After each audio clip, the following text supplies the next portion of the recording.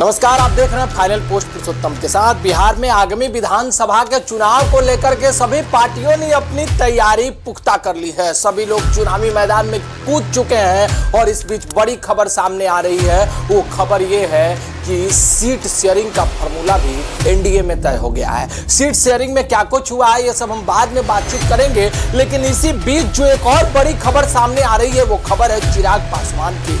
चिराग पासवान आरा में अपना रैली कर रहे हैं। चिराग पासवान रैली के माध्यम से ये जताने की कोशिश कर रहे हैं कि यू कांट इग्नोर मी, यानी आप मुझे इग्नोर नहीं कर सकते और मैं ताल ठोक कर जिन सीटों की डिमांड कर रहा हूं उन सीटों पर चुनाव भी लड़ूंगा और उन सीटों को आपको देना भी पड़ेगा।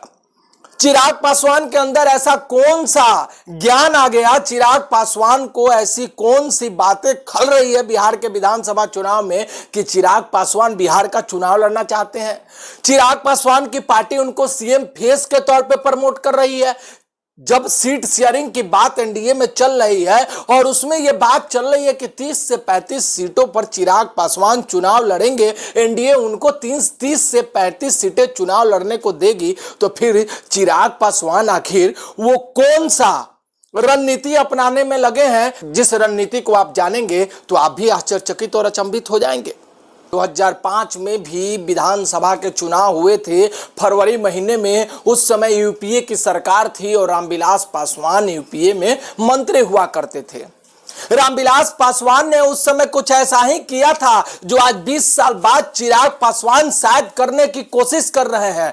2005 में रामविलास पासवान ने नीतीश के उन मंसूबों पर पानी फेर दिया था, नीतीश कुमार को मुख्यमंत्री बनने नहीं दिया था और 2005 में 2 बार विधानसभा के चुनाव हुए थे। जी हां, रामविलास पासवान उस समय बिहार विधानसभा के चुनाव में 29 सीटों पर उन्होंने जीत हासिल की थी, यानी रामविलास पासवान के झोली में 29 विधायक थे और 29 विधायकों ने नीतीश कुमार को मुख्यमंत्री बनने का जो सपना था उसको चकनाचूर कर दिया। यानी रामविलास पासवान ने अपने 29 विधायकों का समर्थन नीतीश कुमार को नहीं दिया था। तो क्या ये खेल फिर से आज से 20 साल बाद चिराग पासवान दोहराने चले हैं बिहार के इस राजनीति में? क्या चिराग पासवान जिस तरीके से 40-45 सीटों की डिमांड कर रहे हैं और उसमें अगर चिराग पासवान चुनाव लड़ते हैं तो 30-35 सीटें वो जीत भी जाते हैं, तो क्या एक बड़ा रुकावट बिहार के चुनाव में नहीं खड़ा हो जाएगा? जब नीतीश कुमार तीसरे नंबर की पार्टी बनकर के बिहार में मुख्यमंत्री बन सकते हैं, तो क्या चिराग पासवान तीसरे नंबर की पार्टी बनकर के बिहार में मुख्यमंत्री नहीं बन सकते हैं?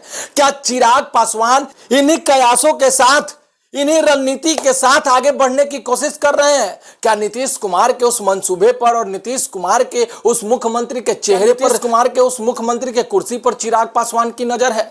क्या चिराग पासवान ये चाहते हैं कि 30-35 सीटें हम जीत करके आए और तीसरे नंबर की पार्टी बिहार में बने और बनने के बाद चुनावी माहौल, सियासी समीकरण सब कुछ हमारे पक्ष में आ जाए और जब तक हम समर्थन नहीं दे नीतीश कुमार मुख्यमंत्री नहीं बन पाए? ये तमाम तरह के सवाल हैं चिराग पासवान को लेकर के बिहार के राजनीति में।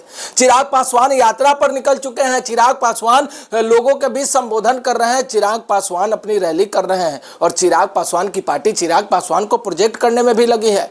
तो चिराग पासवान अगर 30-35 सीटों पर चुनाव जीत करके आ जाते हैं, तो क्या चुनाव के बाद चिराग पासवान अगर इस बात से पलट जाते हैं कि हम नीतीश कुमार को, ये जो तमाम चीजें मैं आपको बता रहा हूं, ये चीजें ऐसा नहीं है कि बिहार में पहली बार होने जा रहा है। 2005 के विधानसभा चुनाव में भी हुआ था। गूगल करके आप भी देख लीजिए कि रामविलास पासवान ने उस समय क्या किया था, रामविलास पासवान ने कैसे नीतीश के मंसूबों पर पानी फेर दिया था। तो क्या वैसे ही हालात, वैसे ही व्यवस्था इस बार फिर बन रही है?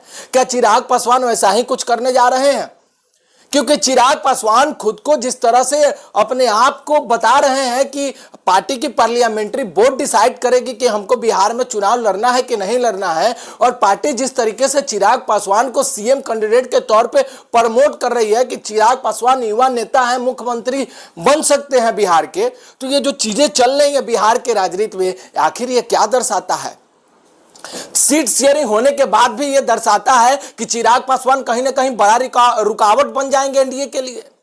और तमाम तरह के सवाल भी उठ रहे हैं और सवालों में सबसे मुख्य सवाल यह है कि क्या यह सब कुछ भाजपा के इशारों पर हो रहा है? क्या भाजपा चिराग पासवान को 40-45 सीटें दे देगी? क्या भाजपा उस रणनीति को इंप्लीमेंट करने के लिए चिराग पासवान के साथ हाथ मिलाकर के पर्दे के पीछे कोई ऐसी कहानी रच जाएगी जिससे नीतीश कुमार को घाटा होगा और नीतीश कुमार मुख्यमंत्री नहीं बन पाएंगे? क्या जदयू को नुकसान हो जाएगा? तो ऐसी स्थिति में नीतीश कुमार क्या करेंगे? चुनाव होने के बाद की क्या रणनीति होगी?